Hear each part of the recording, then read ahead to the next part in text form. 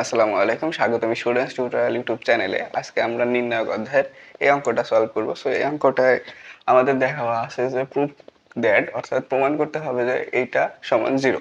So এটা যদি আমাদের প্রমাণ করতে হয় তাহলে আমরা সরাসরি লেফট হ্যান্ড সাইডে চলে যাই।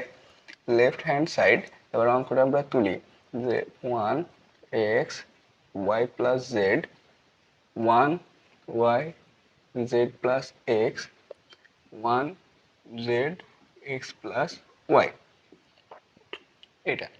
সো এইটা আমাদের দেওয়া আছে, এখান থেকে আমাদের প্রমাণ করতে হবে যে এটা সমান 0। সো আমরা কিন্তু দেখতে পাচ্ছি যে এই প্রথম যে সারি আছে, প্রথম সারি বরাবর কিন্তু তিনটাই 1 আছে। তো আমরা একটা কাজ করতে পারি, আমরা যদি এখানে দুইটাকে যদি শূন্য করতে পারি তাহলে আমাদের দুইটা সারি দুইটা কলাম কিন্তু বাদ হয়ে যাবে, তখন আমাদের হিসাবটা করা কিন্তু সুবিধা হবে। সো আমরা যদি এটাই করতে চাই তাহলে আমাদের কি করতে হবে, আমরা যদি 1 নম্বরের থেকে যদি 2 নাম্বার কলাম যদি বিয়োগ করি, এবং আবার 2 নাম্বারের ক্ষেত্রে যদি হচ্ছে আমরা 2 নাম্বার কলামের সাথে যদি 3 নাম্বার কলাম বিয়োগ করি তাহলে কিন্তু এই দুইটা শূন্য হয়ে যাবে। সো কিভাবে হয় আমি সেটা দেখাই। সো আমরা যদি এই কলামের সাথে এই কলাম যদি বিয়োগ করে যদি প্রথম কলামে লিখি তাহলে কি আসে দেখা যায়। সো 1 মাইনাস 1, 1 মাইনাস 1, প্রথম কলামের সাথে দ্বিতীয় কলাম বিয়োগ করতেছি, ঠিক আছে। সো 1 মাইনাস 1 গেল, এরপরে আসছে x minus y, x minus y, এরপরে আসছে ওয়াই প্লাস জেড আছে এখানে, ওয়াই প্লাস জেড, এবার মাইনাস মাইনাস জেড, জেড, আর মাইনাস দিয়ে যদি এক্স প্লাস এক গুণ করা হয় তাহলে মাইনাস এক্স। এটা গেল কি প্রথম কলামের সাথে দ্বিতীয় কলামের বিয়োগ। এর পরবর্তীতে আসছে যে দ্বিতীয় কলামের সাথে তৃতীয় কলামের বিয়োগ। তাহলে দ্বিতীয় কলামের প্রথমে কি আছে 1, তৃতীয় কলামের প্রথমে কি আছে 1, তাহলে বিয়োগ করে দিলাম। এবারে y minus z, y minus z, এরপরে কি আছে z plus x, z plus x plus minus x minus y. So আমরা কিন্তু দুইটা করে ফেলেছি, আর একটা আছে যেটা যেমন আছে এটা এমনই রাখবো। So x plus y. তো এখানে আমাদের লিখে দিতে হবে যে আমরা কি কাজটা করেছি এখানে। সো c1 প্রাইম অর্থাৎ কলাম 1 প্রাইম, যেটা আমরা নতুন কলাম করেছি, সেই c1 প্রাইম সমান কি লিখেছি আমরা, যে c1 মাইনাস c2 করেছি। So c1 minus c2, c মানে কি কলাম, ঠিক আছে। এরপরে c2 প্রাইম, c2 প্রাইম হচ্ছে এটা, আমরা এটাই নতুন ভাবে যে কলামটা বানাইছি এটা কিভাবে করেছি, c2 এর সাথে c3 বিয়োগ করেছি। সো এটাই লিখবো যে c2 থেকে c3 বিয়োগ করেছি। সো এটা কিন্তু আমরা লিখে দিলাম, এটা হচ্ছে সাইড নোট হিসেবে লিখে দিতে হবে। সো কি কাজটা আমরা করেছি। এখন এটা যদি আমরা সমাধান করি তাহলে কি আসে দেখি, যে 1 মাইনাস 1 সমান 0, 1 মাইনাস 1 সমান 0, 1 সমান 1, ঠিক আছে। এক্স মাইনাস ওয়াই এরকমই থাকলো, X minus Y, Y minus Z, Y minus Z, আর এখানে আছে জেড। এর পরবর্তীতে এখানে দেখে যে জেড জেড কাটা যাচ্ছে, ওয়াই মাইনাস এক্স থাকছে, ওয়াই মাইনাস এক্স, এখানে এক্স এক্স কাটা যাচ্ছে, জেড মাইনাস ওয়াই থাকছে, জেড মাইনাস ওয়াই থাকছে, আর এখানে এক্স প্লাস ওয়াই আছে, এক্স প্লাস ওয়াই। সো এটা গেল।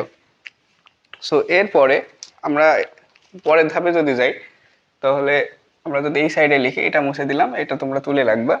এর পরবর্তীতে এই সাইডে এখন দেখো যে 0, আমরা যদি নির্ণায়কের যে নিয়ম সেই নিয়ম অনুসারে যদি আমরা 0 ধরি তাহলে এই সারি এই কলাম বাদ, এই এই সারি আর এই কলাম বাদ, তাহলে থাকে কি এগুলা। কিন্তু 0-র সাথে গুণ করলে তো এগুলার মান 0 হয়ে যাবে। আবার যখন 0 ধরবো, এই 0 ধরবো, এই 0 ধরলে এই কলাম এই সারি বাদ, তখন যেগুলা থাকবে সেগুলোর সাথেও 0 গুণ করলে কিন্তু 0ই হবে।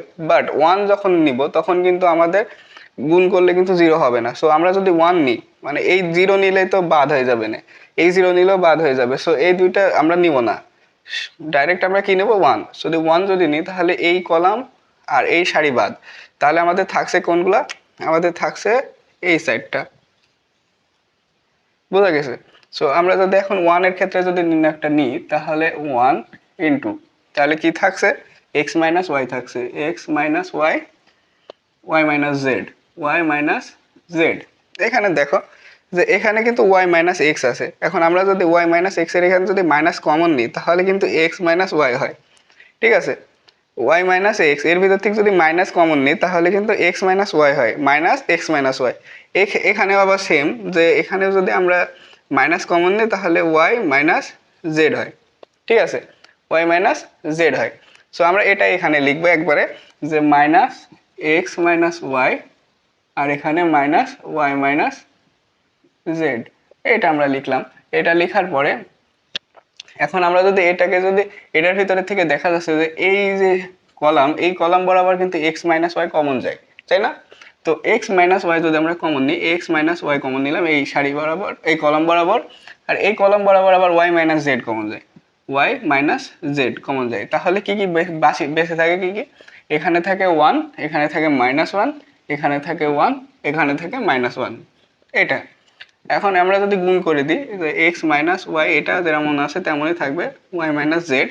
এরপর যদি আমরা এটা গুণ করি তাহলে মাইনাস ওয়ান, এবার সূত্রের একটা মাইনাস থাকে এবং মাইনাস ওয়ান আর মাইনাস ওয়ান গুণ করলে মাইনাস ওয়ান, মাইনাস ওয়ান আর সূত্রে যে মাইনাস ওয়ান আছে এই মাইনাস ওয়ানে প্লাস ওয়ান, সো এটা হয়। এরপরে X minus Y, Y minus Z, আর মাইনাস ওয়ান আর প্লাস ওয়ানে জিরো, সো জিরোর সাথে যেগুলো গুণ করবো সবই জিরো হয়ে যাবে। সো এটাই কিন্তু আমাদের প্রমাণ করতে বলছে রাইট হ্যান্ড সাইডে যে left hand side equals right hand side, এটা কিন্তু প্রুভড, দেখানো হলো।